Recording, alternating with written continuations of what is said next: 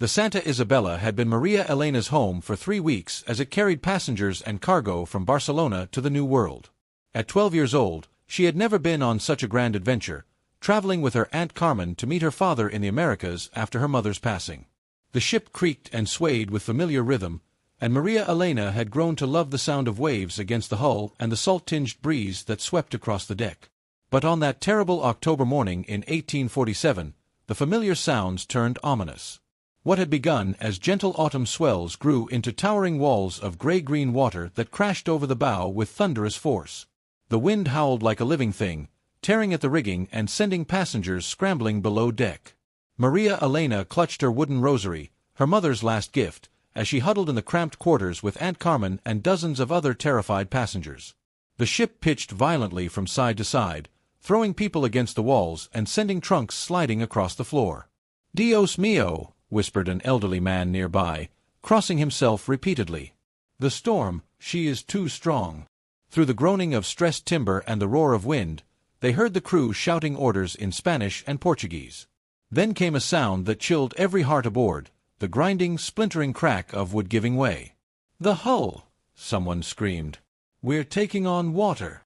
Chaos erupted as passengers rushed toward the narrow stairs leading to the deck. Maria Elena felt her aunt's hand grip hers tightly as they were swept along in the panicked crowd. On deck, the scene was nightmarish. Waves as tall as buildings crashed over the rails, and the ship listed heavily to starboard, its deck tilting at an impossible angle. "To the boats!" the captain shouted, his voice barely audible over the storm. "Women and children first!" But as the crew struggled to lower the lifeboats, disaster struck again. A massive wave, larger than any before, slammed into the Santa Isabella with the force of a mountain. Maria Elena felt herself torn from her aunt's grasp as the deck tilted vertical. She heard Carmen screaming her name, saw her aunt's desperate face for one last moment, and then the cold Atlantic swallowed everything. When Maria Elena regained consciousness, she was floating face up in calm, eerily quiet water. The storm had passed, leaving behind an endless expanse of blue-gray ocean under an overcast sky. Her body ached terribly, and she could taste blood in her mouth, but miraculously, she was alive. More miraculous still was what kept her afloat, a large piece of the ship's ornate wooden figurehead, depicting the Virgin Mary. The carved figure's serene face looked upward toward heaven, while her wooden robes provided just enough buoyancy to keep Maria Elena's head above water. The girl's arms wrapped around the Virgin's neck in a desperate embrace. "Virgin Santa," she whispered through chattering teeth, "please help me." As the hours passed, the reality of her situation became clear. No other survivors were visible in any direction.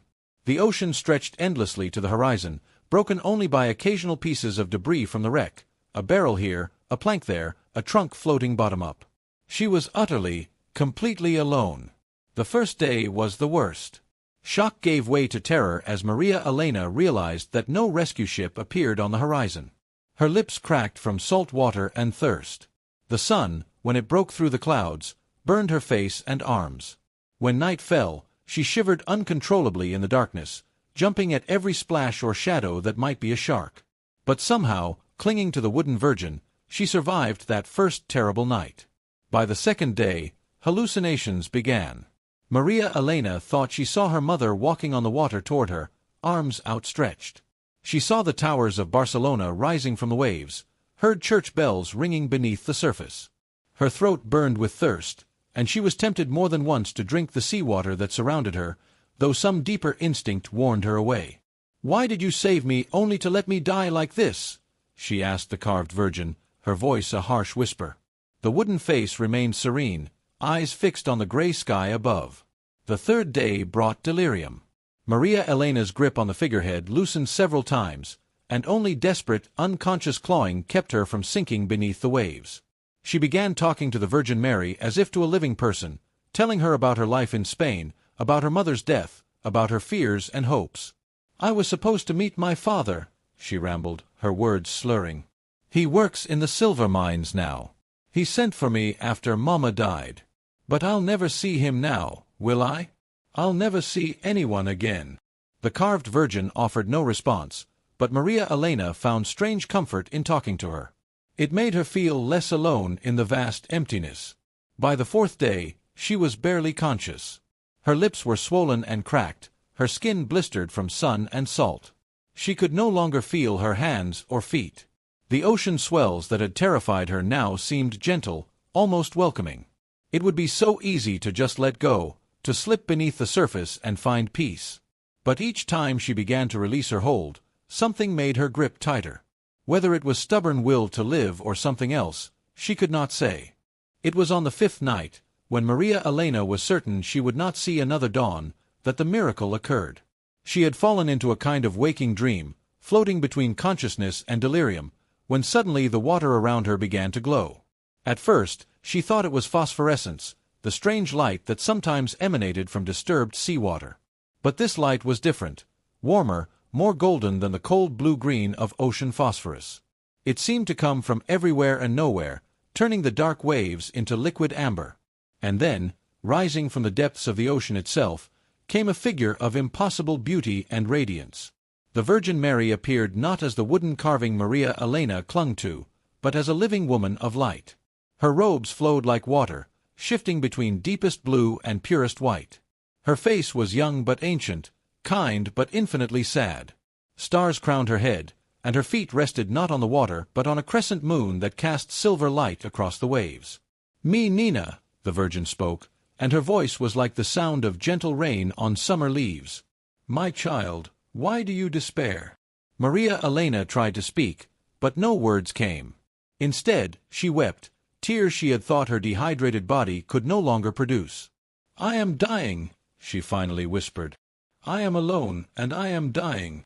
The Virgin Mary's expression filled with infinite compassion. She reached out with one radiant hand and touched Maria Elena's forehead. Immediately, the burning thirst disappeared. The pain in her blistered skin vanished. Her cracked lips became smooth again. "You are never alone, child," the Virgin said. "I have been with you every moment, though you could not see me. I am in the wood that keeps you afloat, in the waves that have carried you gently, in the sun that has warmed you even as it burned. I am in your mother's love, which continues even beyond death, and in your father's prayers, which reach me even across the ocean." "But I'm lost," Maria Elena said. "No one knows where I am. No one is looking for me." The Virgin smiled, and her smile was like the first ray of sunrise after the darkest night. "Child of my heart, do you think the God who counts every sparrow, who knows every hair on your head, has forgotten you? Look around you." Maria Elena looked, and gasped in wonder. The ocean, which had seemed so empty and hostile for 5 days, was alive with purpose. Dolphins swam in great circles around her, their movements creating currents that kept her from drifting too far from the shipping lanes. Above, seabirds she hadn't noticed before wheeled in patterns that formed living arrows pointing toward the horizon. Even the waves themselves seemed to pulse with intention, carrying her steadily in a particular direction. "All of creation serves the Father's will," the Virgin explained. "The wind and waves, the fish and birds, all have been working to bring you to safety. But more than that, child, your rescue is already at hand." As if summoned by her words, a distant light appeared on the horizon, the lantern of a ship, still far away but growing steadily closer. "Tomorrow, when the sun rises, you will be found," the Virgin promised. "But I do not appear to you only to announce your rescue. I come to give you a message for the world." The Virgin Mary's form became even more radiant, and Maria Elena found herself filled with strength and clarity she had not felt since the shipwreck. "Listen well, my daughter, for what I tell you now, you must remember and share with all who will hear. The world grows dark with pride and forgetfulness of God. Nations rage against nations, and men's hearts grow cold. But I am the mother of all peoples, and my maternal heart breaks for my children who have lost their way."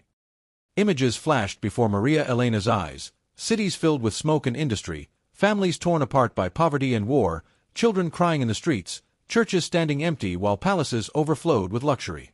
"Tell them," the Virgin continued, "that prayer and penance can turn aside the anger of heaven. Tell them that my Son's love is infinite, but justice must be satisfied. Tell them that I intercede for all who call upon me with sincere hearts, regardless of their nation or station in life." "But I'm just a child," Maria Elena protested. "Who would believe me?" "From the mouths of babes," the Virgin replied gently, "comes perfect praise. "Do not fear, little one. You will not speak alone. I will give you signs and wonders that will confirm your words. And most importantly, you will speak with the authority of one who has suffered and been saved." The ship on the horizon was clearly visible now, its lights growing brighter as it approached. "Remember this night always," the Virgin said, her form beginning to fade. "Remember that in your darkest hour, when all seemed lost, heaven reached down to touch the waters. Remember that love is stronger than death, hope more powerful than despair, and faith more enduring than the storm." "Will I see you again?" Maria Elena asked urgently as the vision grew dim. "I am always with those who seek me with pure hearts," came the reply, now barely a whisper on the wind. "In every chapel where candles burn, in every prayer whispered in darkness, in every act of mercy shown to the least of my children, there you will find me." And then she was gone, leaving only the gentle glow of approaching dawn on the eastern horizon and the steady sound of a ship's engines cutting through the water. The Portuguese merchant vessel Nossa Senhora de Fatima found Maria Elena just as the sun painted the sky pink and gold. Captain João Ferreira later swore to authorities that they had not been heading in that direction at all. They were bound for Lisbon with a cargo of Brazilian coffee. But something had compelled him to alter course during the night, a feeling he could not explain that they were needed elsewhere. "It was as if invisible hands turned our wheel," he told investigators. "My crew thought I had lost my mind, but I could not shake the certainty that we must sail northwest. And there, floating like a miracle on the morning sea, we found the girl." The sailors who pulled Maria Elena from the water were amazed by what they found. After 5 days in the ocean, she should have been near death from exposure and dehydration. Instead, though weak, she was remarkably well. Her skin, which should have been burned raw by salt and sun, was merely tanned. Her lips, which should have been cracked and bleeding, were smooth. Most mysteriously of all, she clutched a wooden figurehead of the Virgin Mary that none of the crew recognized, though Captain Ferreira was an expert on ships of the Atlantic trade routes. "I know every major vessel that sails these waters," he said. "I have never seen craftsmanship like this, and the wood, it appears ancient, yet perfectly preserved. It's as if it were carved yesterday from timber that has been blessed for centuries." During the 3-day journey to Lisbon, Maria Elena told her story to anyone who would listen. The crew was skeptical at first, but as she spoke, strange things began to happen aboard the Nossa Senhora de Fatima. The ship's compass, which had been acting erratically for weeks, suddenly pointed true north with perfect accuracy. The chronic leak in the forward hold mysteriously stopped. Most remarkably, the ship's supply of fresh water, which should have run dangerously low, seemed to replenish itself. By the time they reached port, every man aboard believed he had witnessed a miracle. News of Maria Elena's rescue spread quickly through Lisbon and from there across Catholic Europe. The Inquisition sent investigators, the Church appointed theologians to examine her claims, and scholars came to study the mysterious figurehead that had saved her life. Maria Elena told her story simply and consistently, never changing details or embellishing for effect. She described her conversation with the Virgin Mary with such clarity and conviction that even skeptics found themselves moved. When pressed about why she, a simple child, had been chosen for such a vision, she always gave the same response. "I was not chosen because I was special.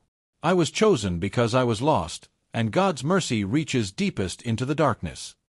The wooden figurehead was examined by the finest craftsmen in Portugal. The wood was identified as cedar of Lebanon, a timber prized by ancient shipbuilders but rarely used in recent centuries. Carbon analysis suggested it was far older than any known ship in Atlantic service. Most puzzling of all, the carving showed no signs of water damage, despite having been submerged for days. But the strongest evidence for Maria Elena's story came from an unexpected source. A merchant in Barcelona came forward with records showing that his grandfather had commissioned a figurehead for a ship called the Estrella de Maria in 1698. The ship had been lost with all hands in a storm somewhere off the Portuguese coast. The description of the figurehead matched Maria Elena's wooden Virgin exactly, down to the smallest details of the carving. "It is as if Our Lady herself preserved this sacred image for nearly 2 centuries, declared Father Antonio Vieira, the priest appointed by the Church to investigate Maria Elena's claims, waiting for the moment when it would be needed to save an innocent child and deliver a message to the world. Maria Elena was eventually reunited with her father, who had traveled from the Americas as soon as he received word of the shipwreck and her miraculous survival. But their reunion was bittersweet, She had been forever changed by her experience, and felt called to share the Virgin Mary's message with the world. With the Church's blessing, she began speaking at cathedrals and convents throughout Portugal and Spain. Her message was always the same, a call to prayer, penance, and return to God in an increasingly secular world. She spoke of the Virgin Mary's maternal love for all humanity and her intercession for sinners. "Our Lady told me that she weeps for her children who have forgotten their way home," Maria Elena would say, her young voice carrying with surprising authority. But she also promised that no prayer offered with a sincere heart goes unheard, and no act of love goes unrewarded. Wherever she spoke, reported miracles followed. The sick were healed, the hardened were converted, and families long divided by feuds were reconciled.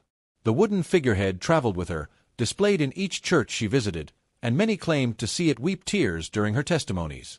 Years later, as an adult, Maria Elena would join a convent and spend her life in prayer and service to the poor. The wooden Virgin was eventually enshrined in a chapel built specifically for it, where pilgrims came from around the world to pray and seek intercession. But Maria Elena never forgot that night on the ocean when all seemed lost and heaven touched the waters. In her darkest moments of doubt or sorrow, she would remember the Virgin's radiant face and her promise, "You are never alone." She understood now that the miracle had not been simply her physical rescue from the sea, though that had been wondrous enough. The true miracle had been the revelation that even in the midst of apparent abandonment, in the very depths of suffering and fear, divine love was present and active. The ocean that had seemed so vast and empty had been full of purpose. The darkness that had felt so complete had been shot through with light. The silence that had seemed so absolute had been alive with the whispered prayers of all who loved her. Her mother in heaven, her father across the sea, and the Virgin Mary herself, whose maternal heart embraced all the lost children of the world. In years to come, when people would ask her if she was certain her vision had been real and not merely the hallucination of a dying child, Maria Elena would touch the wooden figurehead and smile. "I know it was real," she would say, "because I am real. I am alive. And every breath I draw, every prayer I offer, every act of love I perform, all of it flows from that moment when heaven bent down to touch the waters and remind one lost child that she was found before she ever knew she was lost." The chapel where the Virgin of the Sea is enshrined still stands today, and the wooden figurehead still bears no trace of water damage, though scientists cannot explain why. Pilgrims continue to come, drawn by the story of a 12-year-old girl who was saved not just from drowning, but from despair itself, and who brought back from the depths a message of hope for all who find themselves lost in the storms of life. And sometimes, they say, on very clear nights when the moon is full, the figurehead still glows with that same golden light Maria Elena saw on the waters, a reminder that miracles are not things of the distant past, but present realities for those who have eyes to see and hearts to believe.